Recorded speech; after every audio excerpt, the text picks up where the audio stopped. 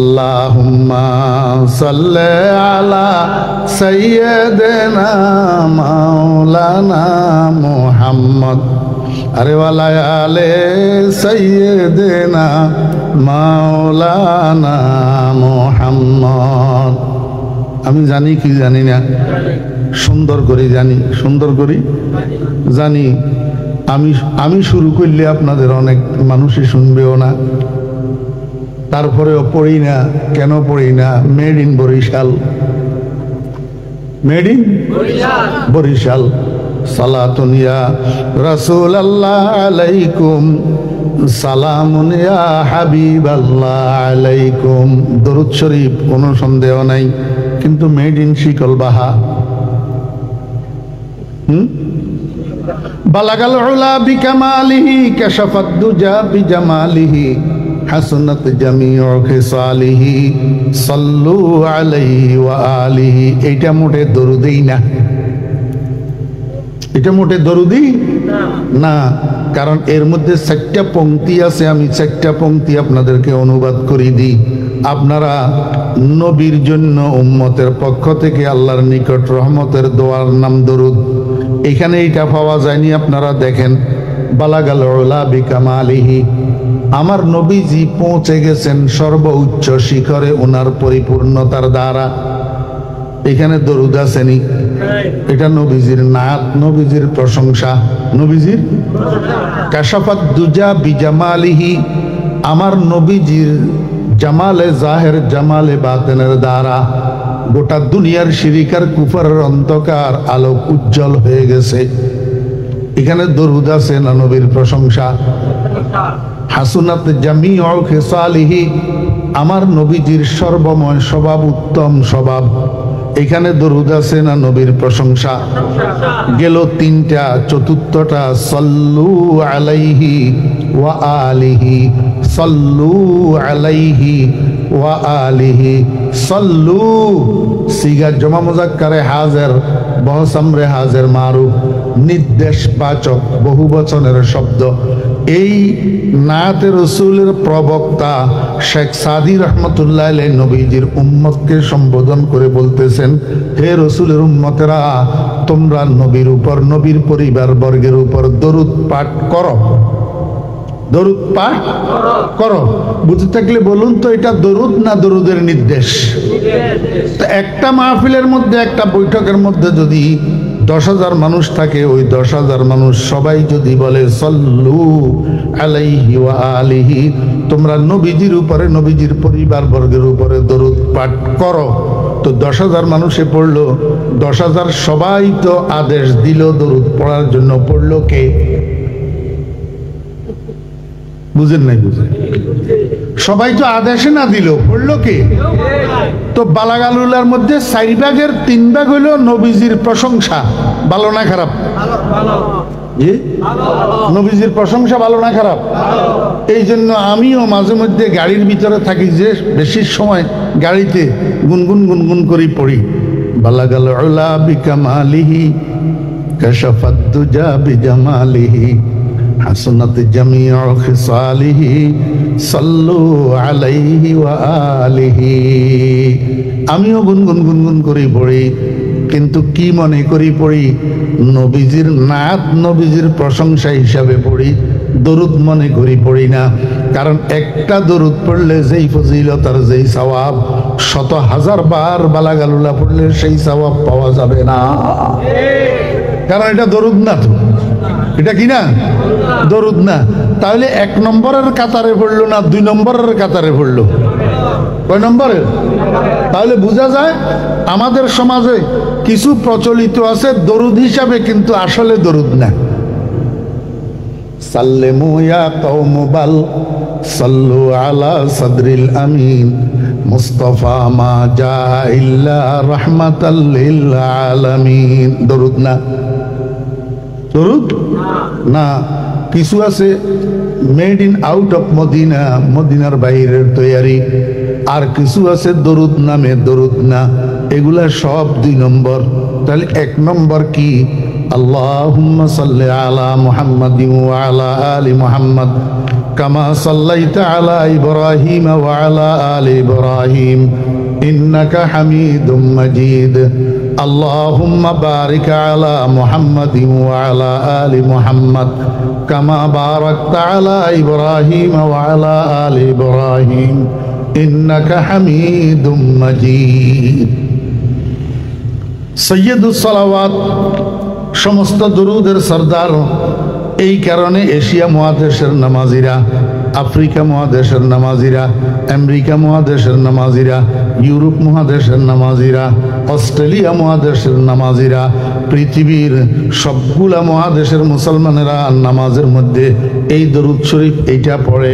কেন? এইটা made in Madina, made in আমার ভাইরা দোস্ত আহবাব। এখন আমি আপনাকে বলি, আপনি যদি একটা মাইক্রোফোনের ক্ষেত্রে মেড ইন জাপান পাইলে মেড ইন চায়না খরিদ করবেন না, তা আমি ফরিদউদ্দিন কেন দরুদ শরীফের ক্ষেত্রে মেড ইন মদিনা পাইলে made in out of Madina নিয়ে ব্যস্ত থাকবো? মেড ইন মদিনা পাইলে made in out of Madina কেন পড়বো? মেড ইন আউট অফ মদিনার মধ্যে সময় কেন খরচ করব? আর এই কারণে আমি এই 2 নম্বর দরুদগুলা পড়ি না বিদায় আমি ফরিদউদ্দিনকে দোষারোপ করেন, সর্বসাধারণ মানুষের বুঝান আমি নাকি ওয়াহাবি, আমি নাকি রসুলের দুশ্মন, আমি নাকি দরুদ পড়ি না। আমি ইনসাফের ভার আপনাদের উপরে দিলাম, আমি নামাজ পড়ি কিনা, আমি নামাজি কিনা। তো নামাজের মধ্যে আল্লাহুম্মা সাল্লি আলা আছে না নাই? তাহলে কোন নামাজি যদি নামাজ পড়ে সে দরুদ না পড়িয়া থাকে নাকি? দরুদ না পড়িয়া থাকে না। আল্লাহর রহমতে আপনাদের দোয়ায় আমি ছাত্রদেরকে হাদিস পড়াই। প্রত্যেকটা হাদিসের মধ্যে কমপক্ষে একবার লেখা আছে ক্বালা রাসূলুল্লাহি সাল্লাল্লাহু আলাইহি ওয়াসাল্লাম। দরুদ না? দরুদ ছোট্ট ছোট্ট দরুদ পড়তে এমন সুন্দর নাই, সুর নাই, শ্রুতি মধু নাই, কিন্তু মনে রাখবেন মেড ইন মদিনা। এই ছোট্ট দরুদ এক পাল্লাই দিলে আর made in out of Medina দরুদ গুলা লক্ষ লক্ষ এক পাল্লাই দিলেও সমান হবে না। ও ভাইরা দোস্ত আহবাব, আজকে যে আপনি দুনিয়ার মানুষকে বুঝান আমি ফরিদউদ্দিন রসুলের দুশ্মন, দরুদ পড়ি না। আমি যে হাদিস পড়াই, দৈনিক যদি 20টা হাদিস পড়াই কমপক্ষে 20 বার দরুদ শরীফ পড়ি। দৈনিক যদি 50টা হাদিস পড়াই দৈনিক 50 বার দরুদ শরীফ পড়ি। আল্লাহর রহমতে কোনো দিন শত শত হাদিস পড়াই, এই শত বার দরুদ শরীফ পড়ি। কিয়ামতের ময়দানে আমল নামা যখন খোলা হবে আল্লাহ পাকের আদালতে, আপনার আমল নামার থেকে আমার আমল নামায় যদি আল্লাহর রহমতে দরুদ বেশি পাওয়া যায়, তখন এই মিথ্যা কথাইটাকে আল্লাহর আদালতে কেমনে সাব্যস্ত করবেন?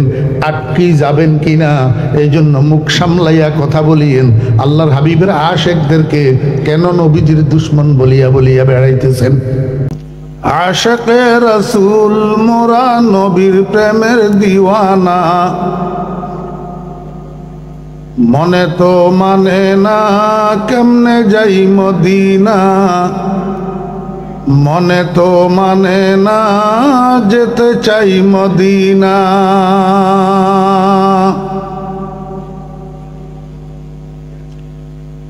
সর্বযুগের শ্রেষ্ঠ নবী, তোমার জন্য সৃষ্টি সবই। সর্বযুগের শ্রেষ্ঠ নবী, তোমার জন্য সৃষ্টি সবই। তুমি না এলে দুনিয়াতে কিছুই পয়দা হইতো না, মনে তো মানে না যেতে চাই মদিনা, মনে তো মানে না কেমনে যাই মদিনা। আশিকে রাসূল মোরা নবীর প্রেমের দিওয়ানা, মনে তো মানে না কেমনে যাই মদিনা।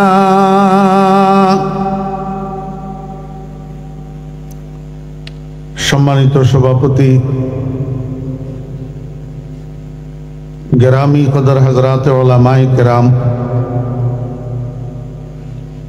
সমাবেত সর্বস্তরের দিনদার মুসলমান ভাইয়েরা,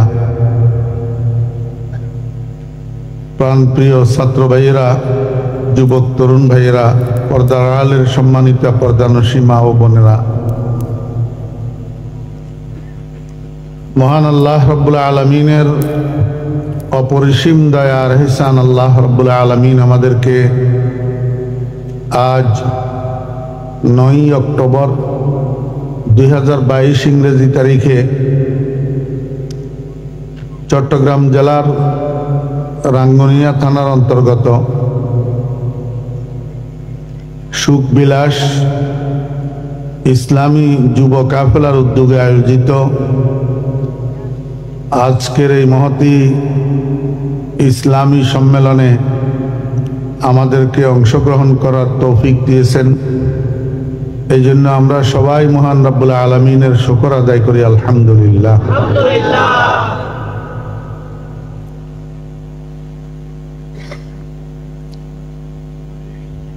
আজকে পবিত্র রবিউল আউয়াল মাসের 12 তারিখ দিবাগত রাত্রি।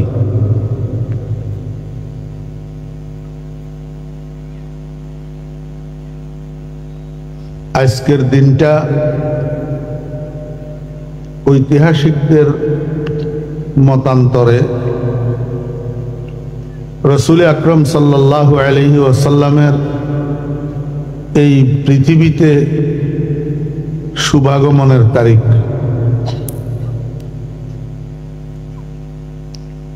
যেটাকে আরবি ভাষায় মিলাদ বলে, মিলাদুন নবী। বিষয়ের উপরে অনেক লম্বা আলোচনা হয়েছে, কারণ আমি তো অনেক আগেই এখানে এসে পৌঁছেছি। অনেক ওয়াইজিনে কেরামের বয়ান আমি শুনেছি। আমি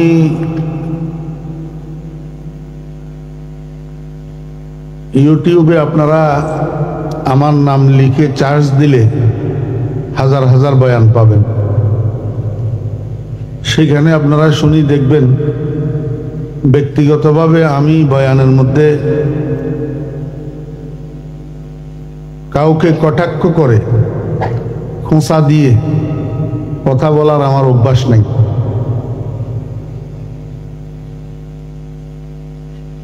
আজকেও তাই। আমি কয়েকটা শব্দ, আরবি শব্দ, যেই শব্দগুলো আমাদের মধ্যে প্রচলিত, এই শব্দগুলোর অর্থ একটু আপনাদেরকে বুঝাইতে চাই।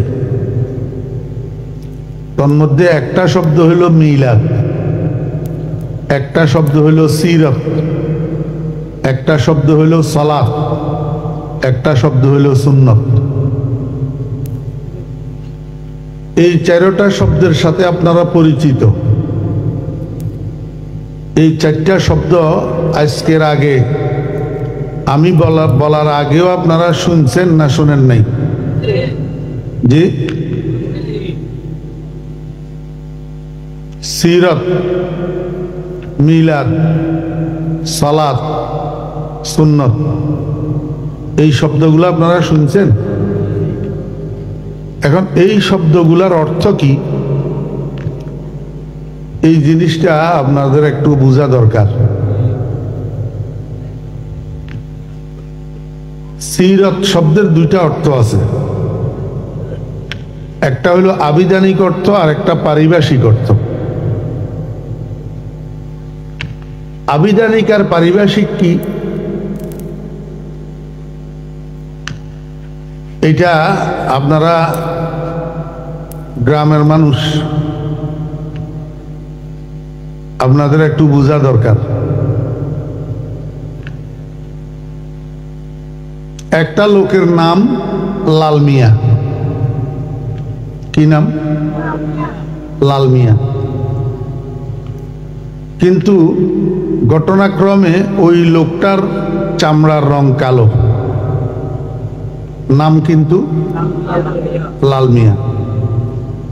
এখন এই কালো মানুষটার নাম লাল মিয়া হইল কেন? সন্তান যখন ভূমিষ্ঠ হয়, 1 দিন 2 দিন 3 দিন 4 দিন 5 দিন 7 দিন 10 দিন, এর মধ্যে সন্তানের গায়ের রং বোঝা যায় না, কারণ মায়ের পেটের থেকে বাইরে হইলে সবগুলা সন্তান প্রায় সুন্দর থাকে, সাদা টাইপের থাকে। তো 2-1 দিন, 2-4 দিন, 10 দিন, 20 দিনের সময়ের মধ্যে বাচ্চা এটা সুন্দর হবে না কালো হবে এটা বোঝা যায় না। নাম রাখা সুন্নত হইল 7 দিন বয়সে। কয়দিন বয়সে? তো এখন 7 দিন বয়সে মায় আর আব্বায় বাচ্চার নাম রাখছে লাল মিয়া। দেখা গেছে মনে করছে সুন্দর হবে, কিন্তু পরবর্তীতে বড় হইতে হইতে দেখা গেল এই বাচ্চাটা সুন্দর না, কালো, কিন্তু নাম তো আগে রাখি দিয়েছে লাল মিয়া। ঠিক আছে না? মনোযোগ আসেনি আপনাদের? এখন এই লাল মিয়া শব্দ এটার 2টা অর্থ আছে। একটা হলো আবিধানিক অর্থ। আবিধানিক অর্থে লাল মিয়া ওই মানুষকে বলা হবে যেই মানুষের চামড়া সুন্দর, কিন্তু এইখানে যেই মানুষটার নাম রাখা হয়েছে সে এই লাল মিয়া শব্দের আবিধানিক অর্থ না, পারিভাষিক অর্থ। লাল মিয়া শব্দের মোসাম্মা, যেই চেহারাটা যেই শরীরটা বোঝানোর জন্য লাল মিয়া শব্দ এইটাকে নির্দিষ্ট করা হয়েছে, ওই চেহারা ওই শরীর হইল লাল মিয়া শব্দের পারিভাষিক অর্থ। বুঝে থাকলে বলুন তো, এই লাল মিয়া শব্দ এটার আবিধানিক অর্থ আর পারিভাষিক অর্থের মধ্যে মিল আসেনি? নাই। ঠিক তদ্রূপ একটা মানুষের নাম হইল মঈনুদ্দিন। মঈনুদ্দিন, আপনাদের এলাকায় মঈনুদ্দিন নাম আসেনি? এইটার আবিধানিক অর্থ হইল দ্বীনের সাহায্যকারী। দ্বীনের সাহায্যকারী, এটা হলো আবিধানিক অর্থ। কিন্তু বাস্তবে এই মানুষটা যদিও নাম তার মঈনুদ্দিন, যদিও মুসলমানের সন্তান, মুসলমানের ঘরে জন্মগ্রহণ করছে, 1 ওয়াক্ত নামাজ তো পড়ে না, বরং উল্টা মদ খাইয়া নাচানাচি করে, উল্টা এমন কথাবার্তা বলে যেই কথাগুলা আস্থা নাস্তিকতা, ধর্মদ্রোহী। কিন্তু নাম কি? মঈনুদ্দিন। মঈনুদ্দিনের আবিধানিক অর্থ কি? ধর্মের সাহায্যকারী। কিন্তু এ কি আসলে ধর্মের সাহায্য করে না নাস্তিকতা প্রকাশ করে? তাহলে আবিধানিক অর্থের সাথে পারিভাষিক অর্থের মিল আসেনি? নাই। এরকম 2টা অর্থ আছে। ঠিক সিরত শব্দের 2টা অর্থ আছে, একটা হলো আবিধানিক অর্থ আর একটা পারিভাষিক অর্থ। সিরত শব্দের আবিধানিক অর্থ হলো ভ্রমণ করা। সিরত শব্দের আবিধানিক অর্থ কি? ভ্রমণ করা। আর পরিভাষার মধ্যে সিরত বলা হয় স্বভাবকে। স্বভাব, মানুষের স্বভাবকে কি বলে? সিরত। এখন মাঝখানে একটা কথা আমাদের বোঝার দরকার, স্বভাবকে সিরত বলা হয় কেন? সিরত শব্দের অর্থ তো ভ্রমণ। তো এখানে আমাদেরকে বুঝতে হবে যে পারিভাষিক অর্থের সাথে আবিধানিক অর্থের মিল আছে, কারণ ভ্রমণের দ্বারাই মানুষ পরিচিতি লাভ করে, প্রসিদ্ধি লাভ করে। যার যত ভ্রমণ বেশি তার পরিচিতি তত বেশি। এখন আজকের এই মাহফিলে আপনারা যারা শ্রোতা উপস্থিত হয়েছেন, গোটা বাংলাদেশের মধ্যে আপনাদের পরিচিতি বেশি না আমার পরিচিতি বেশি? আমার পরিচিতি বেশি, কারণ আমার ভ্রমণ বেশি। তাহলে বোঝা গেল ভ্রমণের দ্বারাই মানুষ পরিচিত হয়, প্রসিদ্ধ হয়। ঠিক তদ্রূপ স্বভাবের দ্বারাও মানুষ পরিচিত হয়, প্রসিদ্ধ হয়। ভালো স্বভাব হইলেও মন্দ স্বভাব হইলেও একজন বড় আলেম, বড় বুজুর্গ, উনি এলেমের কারণে, বুজুর্গির কারণে খ্যাতি লাভ করে, বিখ্যাত হয়। আর একজন সন্ত্রাসী, টপ টেরর, সেও তার ওই মন্দ স্বভাবের কারণে খ্যাতি লাভ করে, বিখ্যাত হয়। তাহলে বোঝা গেল যেরকম ভাবে মানুষ ভ্রমণের দ্বারায় প্রসিদ্ধ হয়, পরিচিত হয়, এরকম ভাবে স্বভাবের দ্বারায়ও পরিচিত হয়। এই জন্য স্বভাবকে সিরত বলে। এরপরে আসেন, সিরত শব্দের অর্থ স্বভাব, কিন্তু কার স্বভাব সেটা নির্দিষ্ট নাই। এই শব্দের সাথে যখন যুক্ত হয় নবী, নবী শব্দ যখন যুক্ত হয় সিরাতুন নবী, তখন অর্থ কি হয়? নবীজির স্বভাব, নবীজির স্বভাব। এখন এই শব্দটা রাসূল আকরাম সাল্লাল্লাহু আলাইহি ওয়াসাল্লামের নবী শব্দের সাথে যুক্ত হইয়া ব্যবহার হইতে হইতে গলবায়ে ইস্তেমালের কারণে, কাসরতে ইস্তেমালের কারণে এরকম হইয়া গেছে যে এখন এই সিরত শব্দের সাথে নবী শব্দ যুক্ত না হইলেও শুধু সিরত শব্দ কেউ যদি উচ্চারণ করে বা ব্যবহার করে, নবীজির স্বভাবকেই বুঝায়, অন্য কারো স্বভাবকে বুঝায় না। মোটামুটি এই সিরতের আবিধানিক আর পারিভাষিক অর্থ বুঝছেন তো? তাহলে সিরত শব্দের অর্থ কি? নবীজির স্বভাব, নবীজির চরিত্র, নবীজির স্বভাব, নবীজির চরিত্র। এরপরে 2 নম্বর একটা শব্দ হলো মিলাদ। মিলাদ শব্দের আবিধানিক অর্থ হলো জন্ম। এটা দেখতে ইসমে আলার সিগার মতো, কিন্তু আসলে মিলাদের উপরে যে মিমটা আছে এটা মিমে মাসদারি। মিলাদ শব্দটা মাসদারে মিমি, অর্থাৎ জন্ম, হাসিল বিল মাসদার। তো এটার সাথে নবী শব্দ যুক্ত হইলে মিলাদুন নবী, নবীজির জন্ম, নবীজির জন্ম। খুব বুঝার চেষ্টা করবেন। আমার শেখ হযরত মাওলানা শাহ জমির উদ্দিন নানুপুরি রহমতুল্লাহ আলাই সব সময় বলতেন, বাবারা, যে ন বুঝে মনে মনে তারে বুঝাইতে পারে কনে। অনারা চট্টগ্রামের প্রবাদ, যে ন বুঝে মনে মনে তারে বুঝাইতে পারে কনে।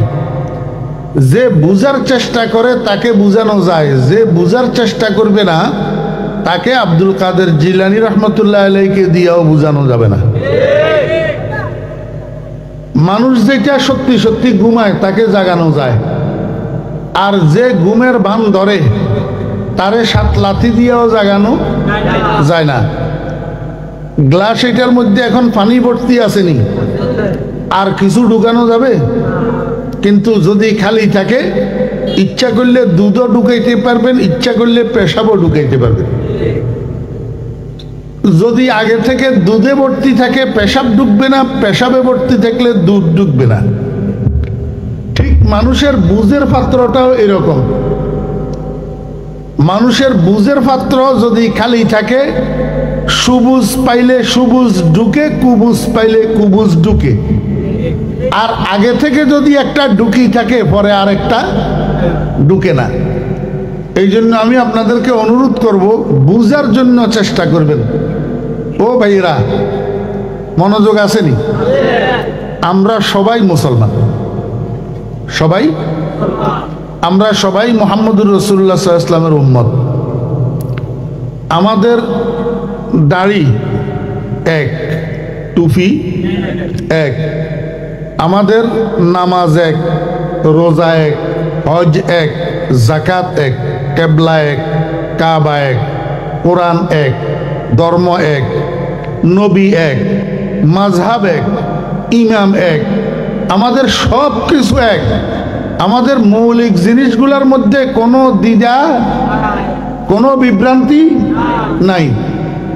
খ্রিস্টান, ইংরেজ এই ইংরেজের ষড়যন্ত্র করিয়ে আমাদেরকে বাইয়ে বাইয়ে ঝগড়া লাগাই দিছে। বাইয়ে বাইয়ে কি লাগাই দিছে? ঝগড়া। এখন আমরা বাইয়ে বাইয়ে ঝগড়া করতেছি কতগুলা শাখা প্রশাখা নিয়ে, আমাদের মূলে কোনো রকমের ভেদাভেদ নাই। এই জন্য একটু বুঝার চেষ্টা করেন। মিলাদুন নবী, রসুল আকরাম সাল্লাল্লাহু আলাইহি ওয়াসাল্লামের জন্ম, রসুল আকরাম সাল্লাল্লাহু আলাইহি ওয়াসাল্লামের জন্ম। এখন রসুল আকরাম সাল্লাল্লাহু আলাইহি ওয়াসাল্লামের জন্ম আর রসুল আকরাম সাল্লাল্লাহু আলাইহি ওয়াসাল্লামের স্বভাব, সিরত আর মিলাদ, বুঝছেন না বুঝেন না? এই দুইটার মধ্যে কোনটা পালনীয় আর কোনটা আলোচনীয়? রসুল আকরাম সাল্লাল্লাহু আলাইহি ওয়াসাল্লামের সিরত হইল পালন করার বস্তু, আর রসুল আকরাম সাল্লাল্লাহু আলাইহি ওয়াসাল্লামের মিলাদ হইল আলোচনা করার বস্তু। রসুল আকরাম সাল্লাল্লাহু আলাইহি ওয়াসাল্লামের মিলাদ পালনের বস্তু নয়। যদি রসুল আকরাম সাল্লাল্লাহু আলাইহি ওয়াসাল্লাম না, কারো জন্ম পালনের জিনিস না, কারণ পালন করতে হইলে আপনি আবার মায়ের পেটে ঢুকি ও রাসূলুল্লাহ সাল্লাল্লাহু আলাইহি ওয়াসাল্লাম যেভাবে ভূমিষ্ঠ হয়েছেন সেভাবে ভূমিষ্ঠ হইয়া দেখাইতে হবে, তোই নবীজির জন্ম পালন হবে। এটা কি সম্ভব? তাহলে পালন করা হবে নবীজির সিরত, আর আলোচনার দ্বারা উদযাপন করা যাবে নবীজির মিলাদ। কথা বুঝছেন না বুঝেন নাই? এবার বুঝে থাকলে বলুন, আমি নবীজির মিলাদ উদযাপনের পক্ষে বললাম না বিপক্ষে বললাম? পক্ষে। এবার সেটারে আমি আপনাদেরকে বুঝাই। নবীজির মিলাদ আলোচনার মাধ্যমে পালন করা হবে, উদযাপন করা হবে। কেন? এই জন্য যে রসুল আকরাম সাল্লাল্লাহু আলাইহি ওয়াসাল্লামের জন্ম বৃত্তান্তের মধ্যে কিছু অলৌকিকতা আছে, অস্বাভাবিকতা আছে।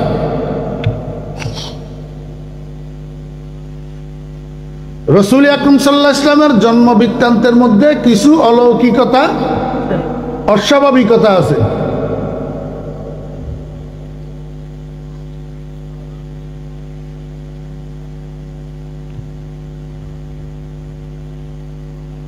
মনোযোগ আসেনি? কি অলৌকিকতা, অস্বাভাবিকতা? আপনারা দেখবেন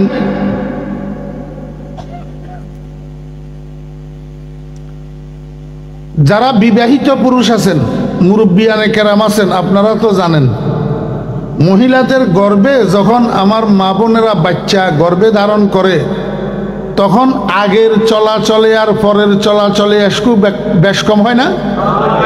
জি। বাচ্চা গর্ভে ধারণ করার পরে মহিলাদের মধ্যে একটু ব্যতিক্রমী আসে, খাওয়া দাওয়া ভালো লাগে না, রুচি কমে যায়, নিজেকে নিজে ওজন ওজন মনে করে, নিচের থেকে ঢেকুর উঠে, বমি বমি ভাব হয়, ঘুম কমে যায়। জি। এরপরে যখন ডেলিভারির সময় আসে, ডেলিভারির মধ্যে একটা কষ্ট আছে, সন্তান প্রসবে কষ্ট আছে না নাই? কি রকম কষ্ট? মানুষের শরীরের মধ্যে যেই পরিমাণ ব্যথা বরদাস্ত করার শক্তি আল্লাহ পাক জন্মগতভাবে দিয়ে রাখছেন, তার চেয়ে 40 গুণ ব্যথা বেশি ডেলিভারির ভিতর। কয় গুণ বেশি? এই জন্য অনেক মহিলা ডেলিভারির ব্যথা বরদাস্ত না করতে পারার কারণে ডেলিভারির সময় মারা যায়। ঠিক না? ঠিক। আমার বেহরা দোস্ত আহবাব, আল্লাহর হাবিব জনাবে মুহাম্মদুর রাসূলুল্লাহ সাল্লাল্লাহু আলাইহি ওয়াসাল্লামের আম্মা জান খাজা আমেনা হুজুরে পাক সাল্লাল্লাহু আলাইহি ওয়াসাল্লামের শুভাগমনের পর, নবীজি ভূমিষ্ঠ হওয়ার পর, ওনার কিছু সমবয়সী মহিলা খাজা আমেনার কাছে এসেছেন। কথাবার্তার এক পর্যায়ে খাজা আমেনা ওনার সমবয়সী মহিলাদেরকে বলেন, বোনেরা তোমরা যে বলো মহিলাদের গর্ভধারণ করতে কষ্ট, সন্তান প্রসব করতে কষ্ট, কিন্তু কই আমি যে আমার মোহাম্মদকে 10 মাস গর্ভে ধারণ করলাম, আমি তো কোনো কষ্ট অনুভব করি নাই।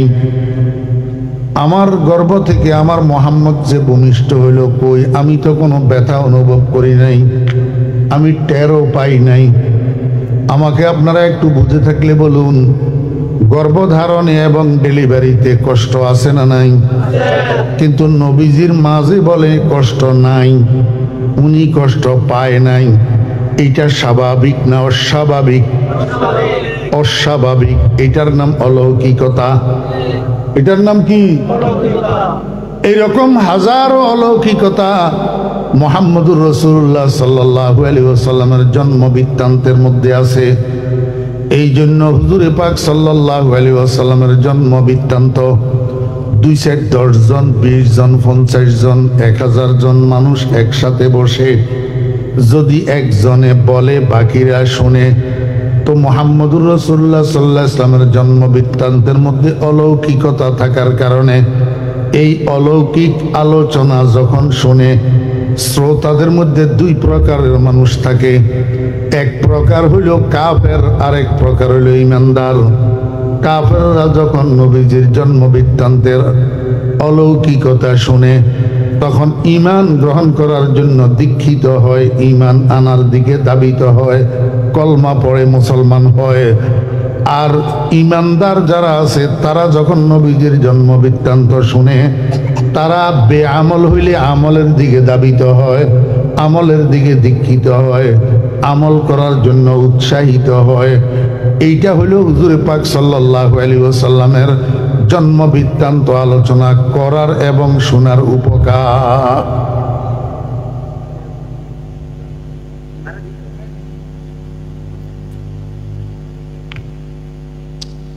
এই পর্যন্ত কথাটা আপনারা বুঝছেন না বুঝেন নাই?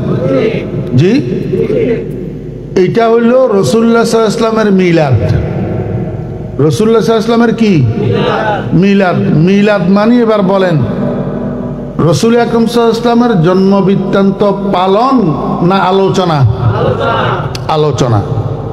রাসূলুল্লাহ সাল্লাল্লাহু আলাইহি ওয়াসাল্লামের জন্ম বৃত্তান্ত পালন না আলোচনা?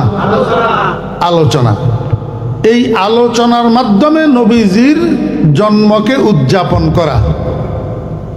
আমার বেহরা দোস্ত আবাব, 2 জন, 4 জন, 10 জন, 20 জন, 50 জন, 100 জন, 1000 জন, 5000 জন মানুষ একসাথে বসি একজনে নবীজির জন্ম বৃত্তান্তের আলোচনা করবে আর বাকিরা শুনবে। এইটার জন্য সারা বৎসর সমান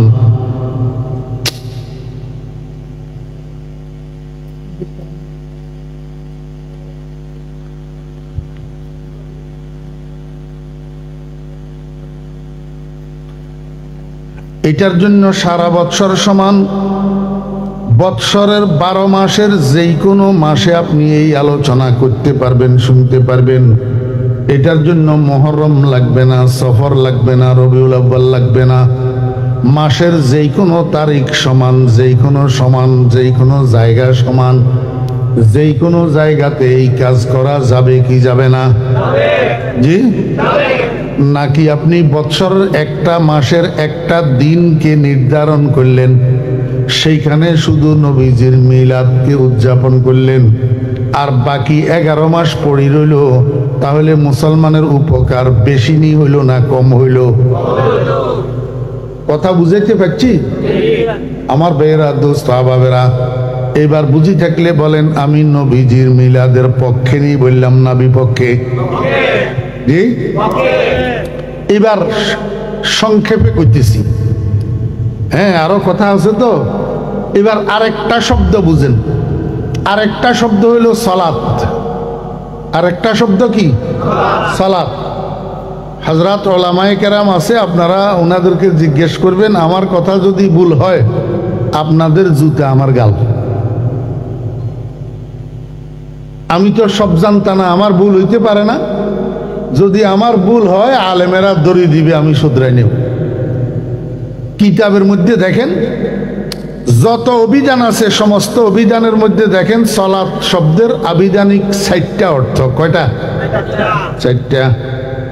সালাত মানা মাদ্দার লুগাত 4, দোয়া ও রহমত ও তাসবিহ ইস্তিগফার। কয়টা অর্থ? এই সালাত শব্দ এটার 4টা অর্থের মধ্যে প্রথম অর্থটা হইল দোয়া। প্রথম অর্থ কি?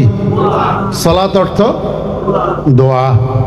আমার বেরা দোস্ত আহবাবেরা, এখন এইবার আমরা আমাদের সমাজে একটা শব্দ প্রচলিত আছে দরুদ।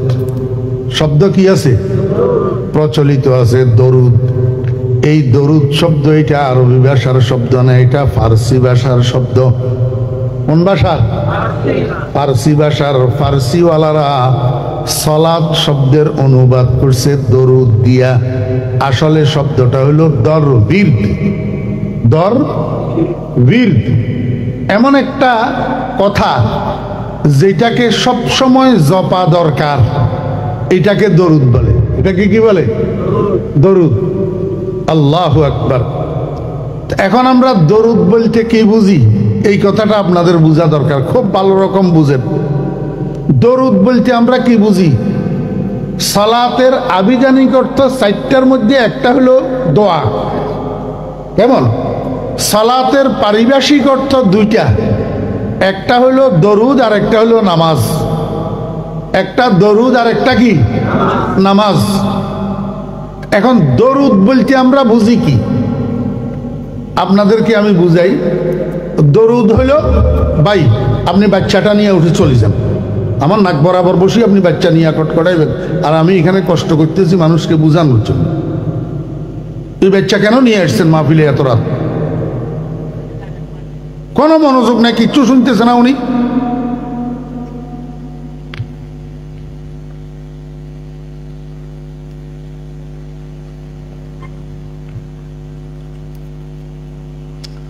দরুদ হইল উম্মত নবীজির জন্য আল্লাহর কাছে রহমতের দোয়া করা। বুঝছেন না? বুঝেন? আমার মুখে মুখে একটু কষ্ট করি বলেন, না হলে আপনারা ভুলেই যাবেন। উম্মত নবীজির জন্য আল্লাহর কাছে রহমতের দোয়া করা, তার নাম দরুদ। উম্মত নবীজির জন্য আল্লাহর কাছে রহমতের দোয়া করা, তার নাম দরুদ। মনে থাকবনি? এবার এইটার দলিল, একটা দরুদের আমরা অনুবাদ করি আল্লাহুম্মা সাল্লি আলা মুহাম্মাদিন ওয়া আলা আলিহি ওয়া আসহাবিহি ওয়া বারাকা ওয়া সাল্লাম। ছোট্ট একটা দরুদ, এটার অনুবাদ করি আল্লাহুম্মা। অর্থ কি? হে আল্লাহ, হে সাল্লি। অর্থ কি বলেন না? সাল্লি। আমার ভাইয়েরা দোস্ত আহবাব, এখন সাল্লি শব্দের অর্থ বলার জন্য বলছি, আপনারা জানেন না, কিন্তু আপনারা বিতর্কিত বিষয় নিয়ে তর্কাতর্কি করেন রাস্তাঘাটে। বর্তমান যুগের সমস্যাই হইল এইটা যে আমার জ্ঞানের পরিধি যতটুক, আমার এলেমের পরিধি যতটুক, আমি তার ভিতরে থাকি, কথা বলি না। আমি কথা বলার সময় আমার জ্ঞানের, আমার এলেমের পরিধির বাহিরে যাই আল্লাহ ফালাফি করি। এই জন্যই তো সমাজের সমস্যা হয়। কথা আর বুঝতে লাগবেন না ওনারা? আল্লাহু আকবার। প্রত্যেকের জ্ঞানের ভিতরে থাকি কথা বলতে হবে, এই বিষয়ে আমার নলেজ কতটুকু। সাল্লি শব্দের অর্থ কি? সাল্লি, হে আল্লাহ, আল্লাহুম্মা সাল্লি, রহমত নাজিল করুন, রহমত নাজিল করুন। বুঝে থাকলে বলুন না এটা দোয়া কিনা? এটা কি দোয়া? হে আল্লাহ আপনি রহমত নাজিল করুন কার উপর? আলা মুহাম্মাদিন, মুহাম্মদ সাল্লাল্লাহু আলাইহি ওয়াসাল্লামের উপর, ওয়া আলা আলিহি, নবীজির পরিবার বর্গের উপর, ওয়া আসহাবিহি, নবীজির সাহাবীদের উপর, ওয়া বারিক, এবং বরকত নাজিল করুন, ওয়াসাল্লিম এবং শান্তি নাজিল করুন, সালাম নাজিল করুন। ও দোস্ত আহবাবেরা, এই হলো দরুদ শরীফ, এটার অনুবাদ। এই অনুবাদ বুঝে থাকলে বলুন না এটার মধ্যে কি আছে। এটার জন্য আমি ফরিদুদ্দিন যে পড়লাম, আমার পক্ষ থেকে নবীজির জন্য আল্লাহর কাছে রহমতের দোয়া আছে। এটার নাম দরুদ। এটার নাম কি? দরুদ। এখন সমস্যা হইল এই দরুদের মধ্যে দুই রকমের দরুদ আছে। কয় রকম? দুই রকম, 1 নম্বর আর 2 নম্বর। 1 নম্বর আর 2 নম্বর। বলে হুজুর কিরকম 1 নম্বর আর 2 নম্বর? 1 নম্বর হলো মেড ইন মদিনা, আর 2 নম্বর হলো made in out of Madina. আমার ভাইয়েরা, দোস্ত আহবাব, এই যে একটা মাইক্রোফোন আমার সামনে, আমি মাইকওয়ালা, মার্কেটে গেছি একটা মাইক্রোফোন কেনার জন্য। দোকানদার আমাকে একটা মাইক্রোফোন দিল। আমি মাইক্রোফোনটা হাতে নিয়ে বললাম এই মাইক্রোফোন আমি কিনবো না। দোকানদার জিজ্ঞেস করলেন কেন? আমি বললাম এটা মেড ইন চায়না, আমি মেড ইন চায়না নেব না। এরপরে দোকানদার আর একটা দিল। আমি বললাম এটাও হবে না। দোকানদার বলল কেন হবে না? আমি বললাম এটা মেড ইন সিঙ্গাপুর। দোকানদার আমাকে জিজ্ঞেস করলো আপনি কি চান? আমি বললাম আমাকে মেড ইন জাপান থাকলে দেন। দোকানদার বলল মেড ইন জাপান একটার দাম 10,000 টাকা, এগুলার দাম হলো 2,000 টাকা কইরা। আমি বললাম 10,000 টাকা হইলেও আমি মেড ইন জাপান নেব, কারণ এগুলার 6 মাসেরও গ্যারান্টি নাই, 6 মাস পরে নষ্ট হয়ে যেতে পারে। মেড ইন জাপান 10 বছরের মধ্যে কিচ্ছু হবে না। তাহলে আপনি একটা মাইক্রোফোন কেনার ব্যাপারে 1 নম্বর 2 নম্বর বাছাই করলেন না, যাচাই করলেন না। আপনি 1 নম্বরটা নিবেন, 2 নম্বরটা। এবার আমি আপনাকে একটু জিজ্ঞেস করি মেড ইন জাপান মানে কি? কয় না। জাপানের তৈরি, জাপানের। মেড ইন চায়না মানে কি? তাহলে এইবার বলেন তো মেড ইন মদিনা মানে কি? দরুদ শরীফ কিছু আছে মেড ইন মদিনা, আর কিছু আছে made in out of Medina. ও বেরা দোস্ত আহবাব, নারাজ হবেন না, শুধু বুঝার জন্য বলতেছি। খোদার কসম, মুস্তফা জানে রহমত पे लाखों सलाम, शम्ए बज़्मे हिदायत पे लाखों सलाम। আমি জানি কি জানি না? জানলাম না, আপনাদেরকে পড়ি শুনাইলাম না, কিন্তু পড়ি না। কেন পড়ি না? Made in Karachi, made in Karachi ভাষা। মুস্তফা জানে রহমত পে লাখোं সালাম, ভাষা উর্দু না আরবি? উর্দু। তো উর্দু কি মদিনার ভাষা না করাচির ভাষা? করাচির ভাষা। তাহলে এটা মেড ইন মদিনা না মেড ইন করাচি। ও বেরা দোস্ত আহবাব, আরে আল্লাহুম্মা সাল্লি আলা সাইয়্যিদিনা মাওলানা মুহাম্মদ, আরে ওয়ালা আলে সাইয়্যিদিনা মাওলানা মুহাম্মদ। আমি জানি কি জানি না? সুন্দর করে জানি, সুন্দর করে জানি। আমি শুরু করলে আপনাদের অনেক মানুষই শুনবেও না, তারপরেও পড়ি না। কেন পড়ি না? Made in Barishal, made in Barishal. সালাতুন ইয়া রাসূলুল্লাহ আলাইকুম, সালামুন ইয়া হাবিবাল্লাহ আলাইকুম। দরুদ শরীফ কোনো সন্দেহ নাই, কিন্তু মেড ইন শিকলবাহা। বালাগাল উলা বিকামালিহি, কাশাফাদ দুজা বিজামালিহি, হাসনাত জামিউ খিসালিহি, সাল্লু আলাইহি ওয়া আলিহি। এইটা মোটে দরুদই না, এটা মোটে দরুদি না। কারণ এর মধ্যে 4টা পংক্তি আছে। আমি 4টা পংক্তি আপনাদেরকে অনুবাদ করে দিই। আপনারা নবীর জন্য উম্মতের পক্ষ থেকে আল্লাহর নিকট রহমতের দোয়ার নাম দরুদ।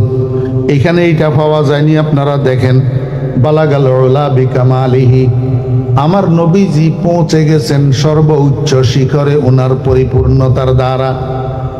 এখানে দরুদ আসেনি, এটা নবীজির নাত, নবীজির প্রশংসা, নবীজির কাশাফাত দুজা বিজামালিহি, আমার নবীজির জামালে জাহের জামালে বাতেনের দ্বারা গোটা দুনিয়ার শিরিকার কুফারের অন্ধকার আলোক উজ্জ্বল হয়ে গেছে। এখানে দরুদ আছে না নবীর প্রশংসা? হাসুনাত জামিউ খিসালিহি, আমার নবীজির সর্বময় স্বভাব, উত্তম স্বভাব। এখানে দরুদ আছে না নবীর প্রশংসা? গেল তিনটা, চতুর্থটা সল্লু আলাইহি ওয়া আলিহি, সল্লু আলাইহি ওয়া আলিহি। সল্লু সিগা জমা মুজাক্কারে হাজির, বহসামরে হাজির মারুফ, নির্দেশবাচক বহু বচনের শব্দ। এই নাতে রসুলের প্রবক্তা শেখ সাদি রহমতুল্লাহ আলাইহি নবীজির উম্মতকে সম্বোধন করে বলতেছেন, হে রসুলের উম্মতেরা, তোমরা নবীর উপর, নবীর পরিবার বর্গের উপর দরুদ পাঠ করো, দরুদ পাঠ করো। বুঝে থাকলে বলুন তো, এটা দরুদ না দরুদের নির্দেশ? তো একটা মাহফিলের মধ্যে, একটা বৈঠকের মধ্যে যদি 10,000 মানুষ থাকে, ওই 10,000 মানুষ সবাই যদি বলে সল্লু আলাইহি ওয়া আলিহি, তোমরা নবীজির উপরে, নবীজির পরিবার বর্গের উপরে দরুদ পাঠ করো, তো 10,000 মানুষে পড়লো, 10,000 সবাই তো আদেশ দিল দরুদ পড়ার জন্য, পড়লো কে? বুঝেন নাই? বুঝেন? সবাই তো আদেশে না দিল, পড়লো কে? তো বালাগালুলার মধ্যে 4 ভাগের 3 ভাগ হইল নবীজির প্রশংসা। ভালো না খারাপ? নবীজির প্রশংসা ভালো না খারাপ? এই জন্য আমিও মাঝে মধ্যে গাড়ির ভিতরে থাকি, যে বেশি সময় গাড়িতে গুনগুন গুনগুন করে পড়ি, বালাগাল উলা বিকামালিহি কাশাফাত দুজা বিজামালিহি হাসনাত জামিউ খিসালিহি সাল্লু আলাইহি ওয়া আলিহি। আমিও গুনগুন গুনগুন করে পড়ি, কিন্তু কি মনে করি পড়ি? নবীজির নাত, নবীজির প্রশংসা হিসাবে পড়ি, দরুদ মনে করি পড়ি না। কারণ একটা দরুদ পড়লে যেই ফজিলত আর যেই সওয়াব, 100,000 বার বালাগালুলা পড়লে সেই সওয়াব পাওয়া যাবে না। কারণ এটা দরুদ না, তো এটা কি না? দরুদ না। তাহলে 1 নম্বরের কাতারে পড়লো না 2 নম্বরের কাতারে পড়লো? কয় নম্বরের? তাহলে বোঝা যায় আমাদের সমাজে কিছু প্রচলিত আছে দরুদ হিসাবে, কিন্তু আসলে দরুদ না। সাল্লিমু ইয়া কওম বাল সাল্লু আলা সাদরিল আমিন মুস্তাফা মা জা ইল্লা রাহমাতাল লিল আলামিন। দরুদ না? দরুদ না। কিছু আছে made in out of Madina, মদিনার বাইরের তৈরি, আর কিছু আছে দরুদ নামে দরুদ না। এগুলা সব 2 নম্বর। তাহলে 1 নম্বর কি? আল্লাহুম্মা সাল্লি আলা মুহাম্মাদিন ওয়া আলা আলি মুহাম্মাদ কামা সাল্লাইতা আলা ইব্রাহিম ওয়া আলা আলি ইব্রাহিম ইন্নাকা হামিদুম মাজিদ। আল্লাহুম্মা বারিক আলা মুহাম্মাদিন ওয়া আলা আলি মুহাম্মাদ কামা বারাকতা আলা ইব্রাহিম ওয়া আলা আলি ইব্রাহিম ইন্নাকা হামিদুম মাজিদ। সৈয়দুস সালাওয়াত, সমস্ত দরুদের সরদার। এই কারণে এশিয়া মহাদেশের নামাজিরা, আফ্রিকা মহাদেশের নামাজিরা, আমেরিকা মহাদেশের নামাজিরা, ইউরোপ মহাদেশের নামাজিরা, অস্ট্রেলিয়া মহাদেশের নামাজিরা, পৃথিবীর সবগুলা মহাদেশের মুসলমানেরা নামাজের মধ্যে এই দরুদ শরীফ এইটা পড়ে। কেন? এইটা made in Madina. Made in আমার বেরাত গোস্তাবাব। এখন আমি আপনাকে বলি, আপনি যদি একটা মাইক্রোফোনের ক্ষেত্রে মেড ইন জাপান পাইলে মেড ইন চায়না খরিদ করবেন না, তা আমি ফরিদউদ্দিন কেন দরুদ শরীফের ক্ষেত্রে মেড ইন মদিনা পাইলে made in out of Madina নিয়ে ব্যস্ত থাকবো? মেড ইন মদিনা পাইলে made in out of Madina কেন পড়বো? মেড ইন আউট অফ মদিনার মধ্যে সময় কেন খরচ করব? আর এই কারণে আমি এই 2 নম্বর দরুদগুলা পড়ি না বিদায় আপনি আমি ফরিদউদ্দিনকে দোষারোপ করেন, সর্বসাধারণ মানুষের বুঝান আমি নাকি ওয়াহাবি, আমি নাকি রসুলের দুশ্মন, আমি নাকি দরুদ পড়ি না। আমি ইনসাফের ভার আপনাদের উপরে দিলাম, আমি নামাজ পড়ি কিনা, আমি নামাজি কিনা। তো নামাজের মধ্যে আল্লাহুম্মা সাল্লি আলা আছে না নাই? তাহলে কোন নামাজি যদি নামাজ পড়ে সে দরুদ না পড়িয়া থাকে নাকি? দরুদ না পড়িয়া থাকে না। আল্লাহর রহমতে আপনাদের দোয়ায় আমি ছাত্রদেরকে হাদিস পড়াই। প্রত্যেকটা হাদিসের মধ্যে কমপক্ষে একবার লেখা আছে ক্বালা রাসূলুল্লাহি সাল্লাল্লাহু আলাইহি ওয়াসাল্লাম। দরুদ না? দরুদ ছোট্ট ছোট্ট দরুদ পড়তে এমন সুন্দর নাই, সুর নাই, শ্রুতি মধু নাই, কিন্তু মনে রাখবেন মেড ইন মদিনা। এই ছোট্ট দরুদ এক পাল্লাই দিলে আর made in out of Medina দরুদ গুলা লক্ষ লক্ষ এক পাল্লাই দিলেও সমান হবে না। ও বেরা দোস্ত বাব, আজকে যে আপনি দুনিয়ার মানুষকে বুঝান আমি ফরিদউদ্দিন রসুলের দুশ্মন, দরুদ পড়ি না। আমি যে হাদিস পড়াই, দৈনিক যদি 20টা হাদিস পড়াই কমপক্ষে 20 বার দরুদ শরীফ পড়ি। দৈনিক যদি 50টা হাদিস পড়াই দৈনিক 50 বার দরুদ শরীফ পড়ি। আল্লাহর রহমতে কোনো দিন শত শত হাদিস পড়াই, এই শতবার দরুদ শরীফ পড়ি। কিয়ামতের ময়দানে আমল নামা যখন খোলা হবে আল্লাহ পাকের আদালতে, আপনার আমল নামার থেকে আমার আমল নামায় যদি আল্লাহর রহমতে দরুদ বেশি পাওয়া যায়, তখন এই মিথ্যা কথাইটাকে আল্লাহর আদালতে কেমনে সাব্যস্ত করবেন? আটকে যাবেন কিনা? এই জন্য মুখ সামলাইয়া কথা বলিয়েন। আল্লাহর হাবিবের আশেকদেরকে কেন নবীজির দুশ্মন বলিয়া বলিয়া বেড়াইতেছেন? আমি দরুদ শরীফ পড়ি কি পড়ি না? কয় নম্বর? আমি আপনাদেরকে এক নম্বর দরুদ আরো শিখাই। আল্লাহর হাবিব জনাব রাসূলুল্লাহ সাল্লাল্লাহু আলাইহি ওয়াসাল্লাম বলেন, হে আমার উম্মতগণ, শুক্রবার জুমার দিন যদি তোমরা একটা দরুদ 80 বার পড়ো, আল্লাহ পাক রব্বুল আলামিন তোমার আমল নামার থেকে 80 বৎসরের গুনাহ মাফ করে দিবেন। কয় বৎসরের? আমাদের এখানে আমরা সবাই যে 80 বৎসর হায়াত পামু তার গ্যারান্টি আছে না। শুধু জীবনে একটা শুক্রবারে কষ্ট করি এই দরুদ শরীফটা যদি 80 বার পড়েন, সাদাকাল্লাহু ওয়া সাদাকা রাসূলুহু। রাইফেলের গুলি মিস হইতে পারে, আগামীকাল সকালের সূর্যের উদয় মিস হইতে পারে, কিন্তু আমার নবীজির জবান মিস হইতে পারে না। ঠিক না বে ঠিক? এই কথাটা বিশ্বাস করবে মুসলমানের সন্তানে না হরেশচন্দ্রের পোলায়? মুসলমানের পোলায় বিশ্বাস করবে রাইফেলের গুলি মিস হবে, কিন্তু আমার নবীজির জবান মিস হবে না। রসুল বলছেন 80 বার দরুদ শরীফ এটা জুমার দিন পড়লে 80 বৎসরের গুনাহ মাফ হবে। কয় বৎসরের? দরুদ শরীফটা কি? আল্লাহুম্মা সাল্লি আলা মুহাম্মাদিন নবিয়্যিল উম্মিয়্যি ওয়া আলা আলিহি ওয়া আসহাবিহি ওয়া সাল্লিম তাসলিমা। আল্লাহুম্মা সাল্লি আলা মুহাম্মাদিন নবিয়্যিল উম্মিয়্যি ওয়া আলা আলিহি ওয়া আসহাবিহি ওয়া সাল্লিম তাসলিমা।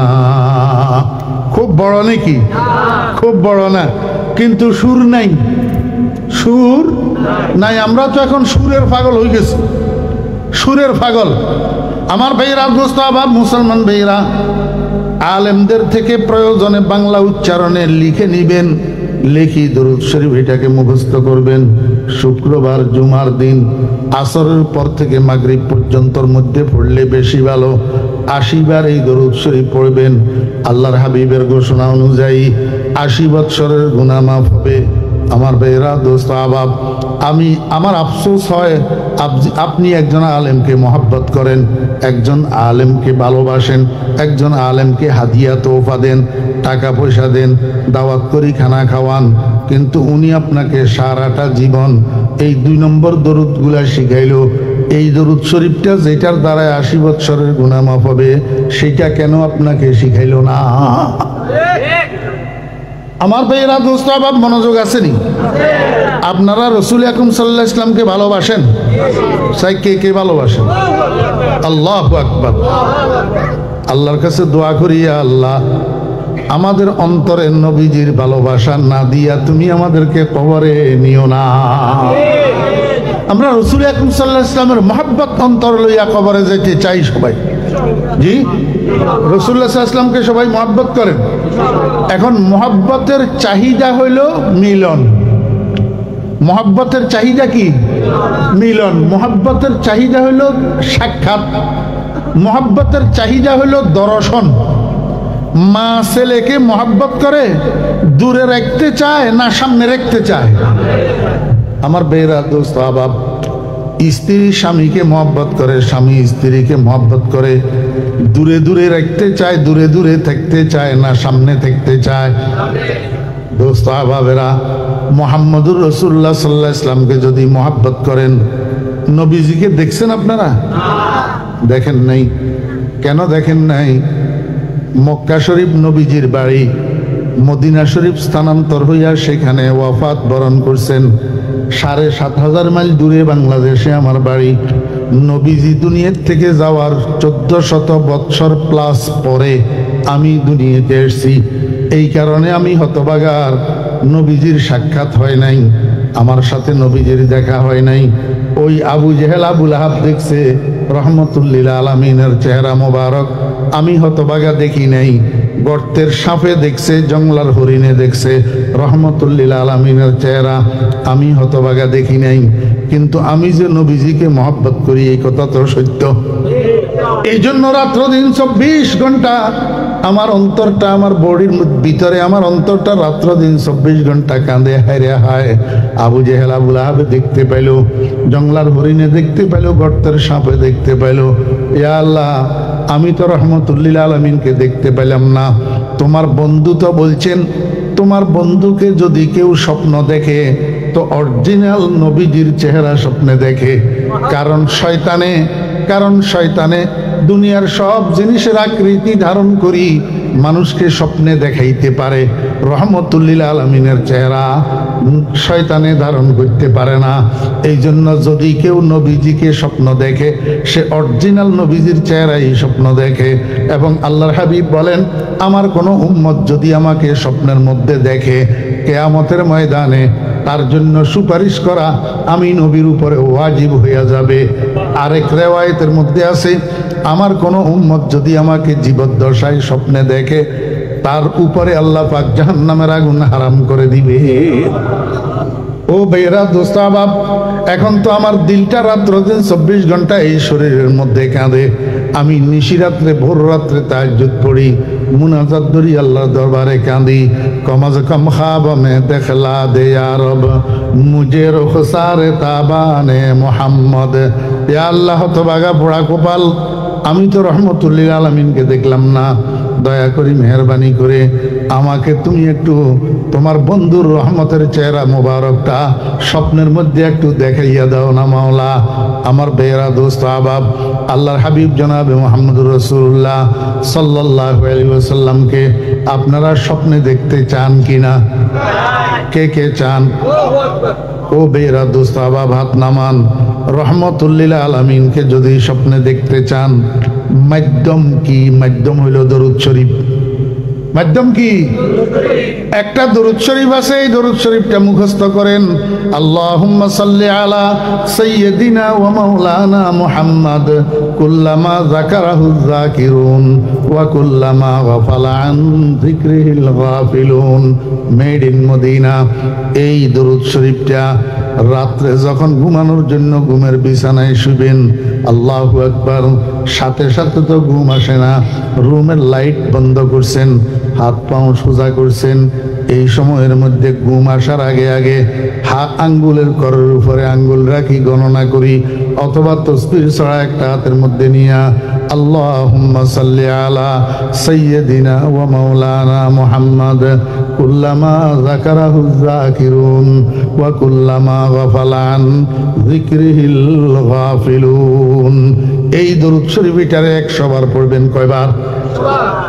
১০০ বার। ১০০ বার দরুদ শরীফ এটাকে পড়ি। এইবার আল্লাহর কাছে দোয়া করেন, না ইয়া আল্লাহ, আমি হতভাগা পোড়া কপাল, বাংলাদেশের এক প্রান্ত, এই সুখ বিলাসের জমিন থেকে তোমার বন্ধুর নামে 100 বার তোমার বন্ধুর শিক্ষা দেওয়া দরুদ শরীফটা পড়লাম। ইয়া আল্লাহ, আমার দরুদ শরীফের হাদিয়া সোনার মদিনায় আল্লাহু আকবার রহমতুল লিল আলামিনের রওজায়ে আতহারে হাদিয়া স্বরূপ পৌঁছাইয়া দাও। ইয়া আল্লাহ, এই দরুদ শরীফের উসিলায় আজকের রাত্রের ঘুমের মধ্যে তুমি আমাকে স্বপ্ন যুগে তোমার বন্ধুর দিদার নসিব করিয়া দাও। ও বেরা দোস্ত আহবাব, সত্যিকার প্রেমিক যদি হয় তার কাছে কষ্ট মনে হবে না। সত্যিকার প্রেমিকের কাছে সাক্ষাৎ করা কষ্টের জিনিস না, কষ্টের জিনিস না। ও দোস্ত আহবাবেরা, আল্লাহর হাবিবের একজন আশেক উম্মত কবরে গেছে। কবরে যখন দফন করা হয়েছে, মুনকার নকির এসছে। মুনকার নকিরে জিজ্ঞেস করে, হে মুর্দা, মার রাব্বুকা, তো রবে কে রে? মুর্দা উত্তর দে, রব্বি আল্লাহ। মুনকার নকির জিজ্ঞেস করে, মা দিনুকা, হে মুর্দা তোর ধর্ম কি রে? মুর্দা উত্তর দে, দীনি আল ইসলাম। এরপরে মুনকার নকির কয়, মুর্দা একটু কেবলার দিকে তাকা। এই যে তোর সামনে একটা চেহারা দেখা যাইতেছে, এই মানুষটা কে? যাকে তোদের নিকট পাঠানো হয়েছিল, উনাকে চিনিস কিনা? মান হাযার রাজুলুল্লাযী বুইসা ফীকুম। মুর্দাইটা বলে, এক পলকের জন্য কেবলার দিকে তাকাইয়া আবার ফেরেশতার দিকে তাকাইছে। এইবার ফেরেশতাদেরকে ঠেলে বলে, ও ফেরেশতা, তোদের দুইটা প্রশ্নের উত্তর তো ঠিক ভাবে দিলাম, এই প্রশ্নের উত্তর একটু পরে দেব। পিছনের দিকে যা, আগে মন ভরিয়া বন্ধুকে একটু দেখিয়ালো। খাহেশে ওয়াসলে জুদা, লজ্জতে দিদারে জুদা। খাহেশে ওয়াসলে জুদা, লজ্জতে দিদারে জুদা। কুচায়ে হুসনে জুদা, ইশকে কি বাজারে জুদা। 2 বছর পরে সৌদি আরব থেকে আল্লাহু আকবার মায়ের ছেলে যদি বাড়িতে আসে, স্ত্রীর স্বামী যদি বাড়িতে আসে, এই 2 বছর পরে মা ছেলের চেহারার দিকে তাকাইতে, স্ত্রী স্বামীর চেহারার দিকে তাকাইতে যেমন মজা লাগে, ওরে 60-70 বছর পরে দুনিয়াতে হাহাকার করার পর কবরে যাইয়া যখন প্রথম দর্শনে নবীজির দিদার লাভ করবে পাগলের দল, সেখানে আল্লাহু আকবার তাদের অবস্থাই ভিন্ন হবে। তারা পাগল হইয়া যাবে রহমতুল লিল আলামিনের দিদারের জন্য। খাহেশে ওয়াসলে জুদা, লজ্জতে দিদারে জুদা। কুচায়ে হুসনে জুদা, ইশকে কি বাজারে জুদা। ও বেরা, আশেকের জন্য, প্রেমিকের জন্য সাক্ষাতের কষ্ট নয়। কি করবেন? 100 বার দরুদ শরীফ এটা পড়বেন, এরপরে দোয়া করে ঘুমাইবেন। এইরকম ভাবে 40 দিন করবেন, 40 দিন, 41 দিন করবেন।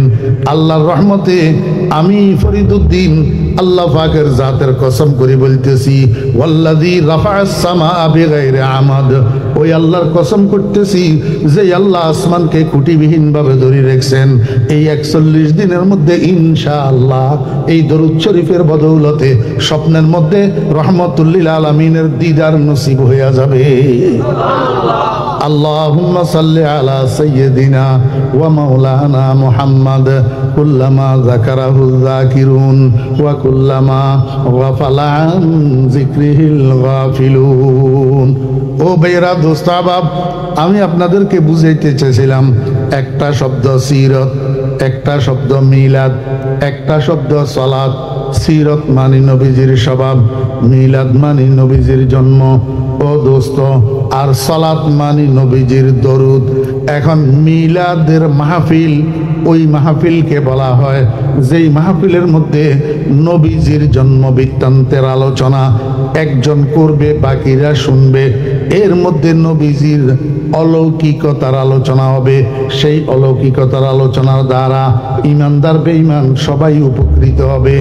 মনে কষ্ট নেবেন না দোস্ত, বুঝার জন্য বলতেছি। আমরা এখন যেই মিলাদের আয়োজন করি, এই মিলাদের মধ্যে শুরু থেকে শেষ পর্যন্ত কয়েকবার দরুদ শরীফ থাকে, তাও 2 নম্বর দরুদ শরীফের চড়াচড়ি। 1 নম্বর নাই। ও দোস্ত আহবাবেরা, দরুদ এক জিনিস, নবীজির জন্ম বৃত্তান্তের আলোচনা আরেক জিনিস। মিলাদ মাহফিল তো ওই মাহফিলকে বলে যেই মাহফিলের মধ্যে নবীজির জন্ম বৃত্তান্তের আলোচনা হবে। আর আমরা যেই মিলাদ মাহফিল উদযাপন করি সেটার মধ্যে কয়েকবার দরুদ শরীফ থাকে, 2 নম্বর হইলেও দরুদ শরীফ, তাহলে এটাকে মাহফিলে সালাতুন নবী বলা যায়, মাহফিলে মিলাদুন নবী বলা যায় না। আমরা যেই মিলাদুন নবী করি এই মিলাদুন নবীর মাহফিলের মধ্যে নবীজির জন্ম বৃত্তান্তের আলোচনা গোড়ার ডিমও থাকে না।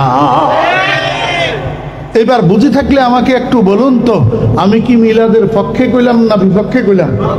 অথচ রসুল আকরাম সাল্লাল্লাহু আলাইহি ওয়াসাল্লামের জন্ম বৃত্তান্তের আলোচনার জন্য কোনো অনুষ্ঠানের দরকার নাই, কোনো জশনের দরকার নাই, কোনো দিনের দরকার নাই, কোনো বারের দরকার নাই, কোনো মাসের দরকার নাই।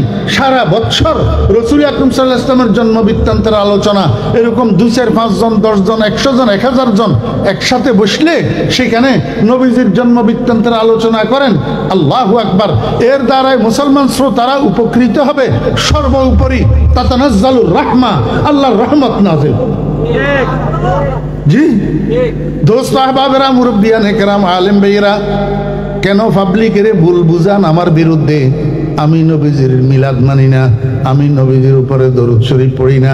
এখন তো আপনাদেরকে বুঝাইয়া দিলাম দোস্ত আহবাবেরা, নবীজিকে নাকি আমরা বড় ভাই কই। কার কানে কানে বলছিলাম? মুহাম্মদুর রাসূলুল্লাহ সাল্লাল্লাহু আলাইহি ওয়াসাল্লাম সমস্ত ঈমানদার মুমিন মুমিনাতের রূহানি আব্বা এবং নবীজির বিবিগণ সমস্ত ঈমানদারের রূহানি আম্মা। ঠিক আছে না? তো কেন মানুষের ভুল বুঝাই? আমার উপরে মানুষকে খেপাইবেন? আমি আসলে কি রসুলের দুশমন? আল্লাহু আকবার। ও বেরা দোস্ত বাব, একটা কথা না বললেই নয়।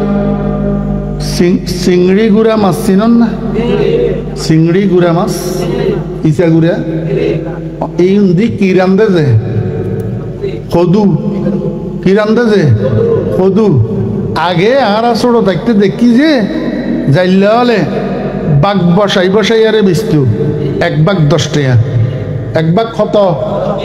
আমার বেরা দোস্ত আবাব, তো যাইলে একটা বাজারে চিংড়ি গুড়া মাছ বিক্রি করতেছে, ডালার উপরে বাঘ বসাইয়া বসাইয়া একজন কাস্টমার হাতের মধ্যে পলিথিন একটা, যাইয়া জাল্লাকে জিজ্ঞেস করে, জাল্লা তোমার ভাগ কত? কয় 10 টাকা।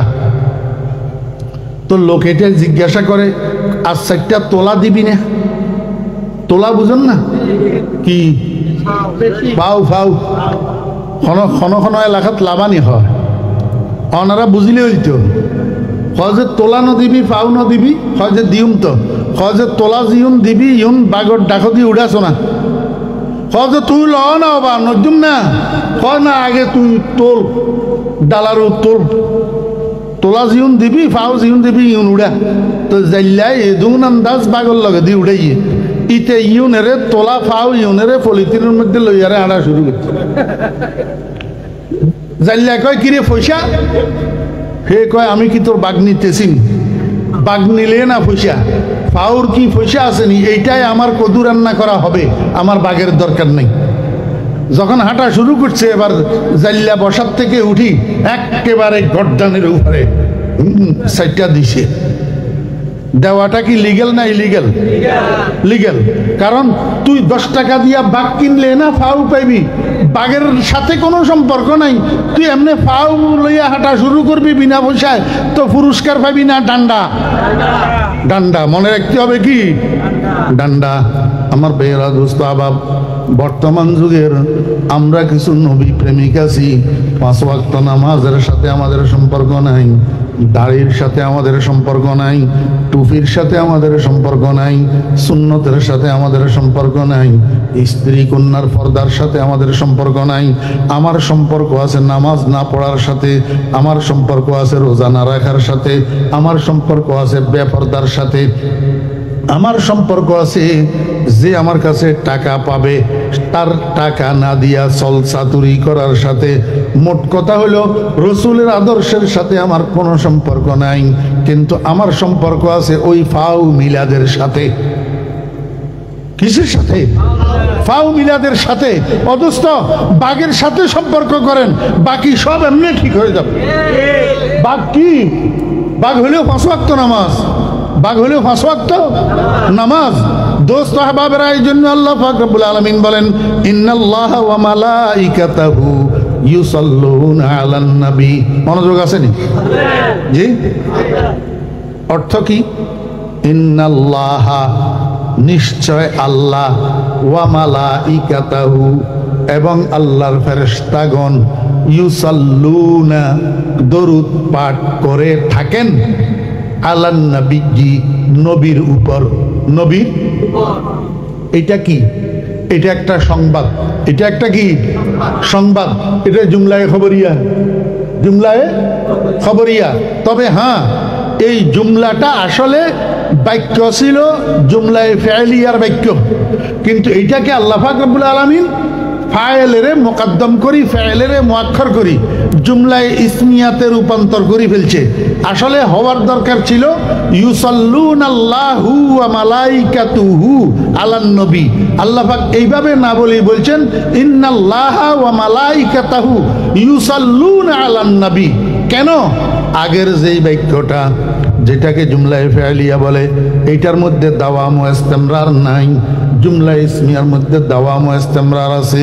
এই জুমলা ইসমিয়ার দ্বারা আল্লাহ পাক দরুদের সংবাদ দিয়া নবীজির উম্মতকে বুঝাইতে চায়, হে আমার বন্ধুর উম্মতেরা, আমার বন্ধুর উপরে দরুদ পাঠ করা এটা কোনো সমসাময়িক ইবাদত নয়।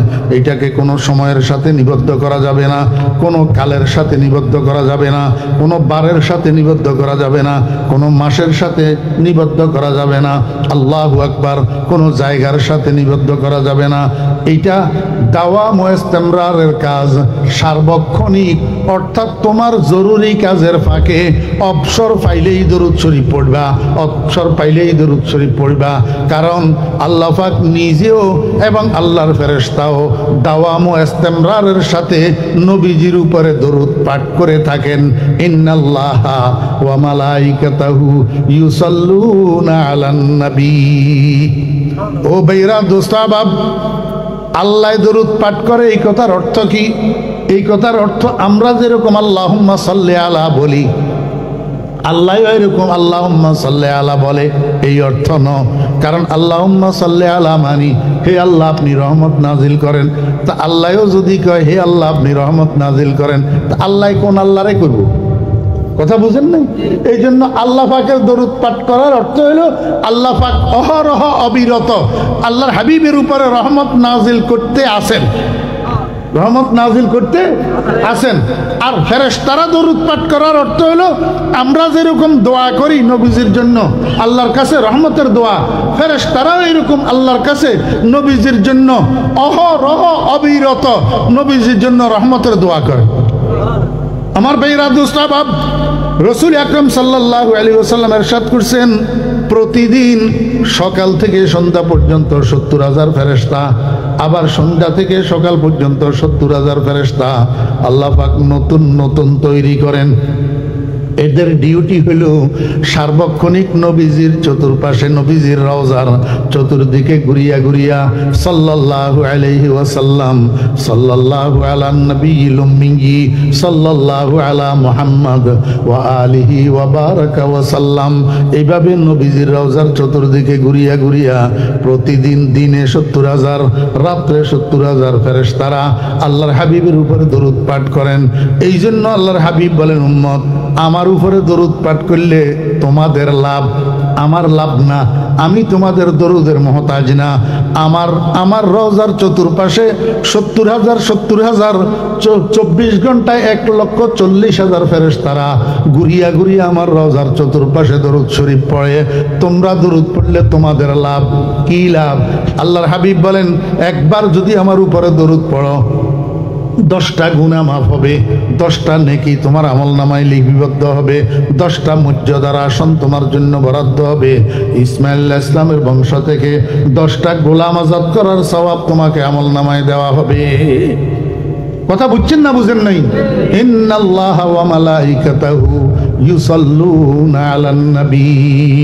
এটা একটা সংবাদ, এটা একটা কি সংবাদ। এই সংবাদ দেওয়ার পরে আল্লাহ পাক রব্বুল আলামিন এবার আদেশ দিতেছেন, ইয়া আইয়ুহাল্লাযীনা আমানু সাল্লু আলাইহি ওয়া সাল্লিমু তাসলিমা। হে দুনিয়ার ইমানদারগণ, তোমরা আমার নবীর উপরে সালাতু সালাম পাঠ করো, আমার নবীর উপর সালাতু সালাম পাঠ করো। ও দোস্ত আহবাবেরা, আল্লাহ পাক রব্বুল আলামিন প্রথমে সংবাদ দিলেন, এরপরে নির্দেশ দিলেন। কেন? মনোযোগ আসেনি? জি, আব্বা মারা যাইতেছে, আব্বা মারা যাইতেছে, 5টা ছেলে সবাইকে ডাকছে, ডাকিয়া কয়, বাবারে আমাদের মসজিদের ইমাম সাহেব হুজুর বড় আল্লাহওয়ালা মানুষ, বুজুর্গ মানুষ, আমি সারা জীবন ওনাকে শ্রদ্ধা করছি, মহব্বত করছি, যতটুক সম্ভব ওনার খেদমত করছি। আমি মরি যাওয়ার পরে তোরাও ইমাম সাহেব হুজুরের খেদমত করিস। মনোযোগ আসেনি?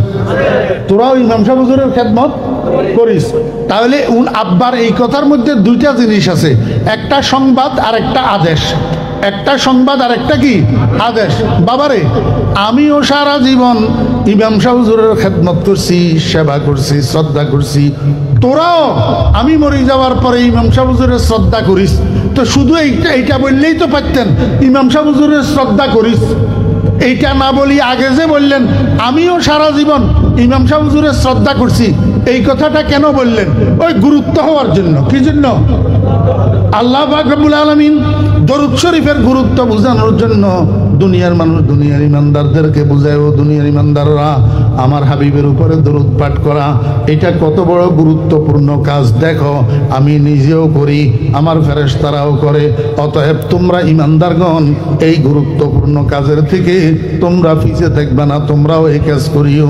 সাল্লু আলাইহি ওয়া সাল্লিমু তাসলিমা।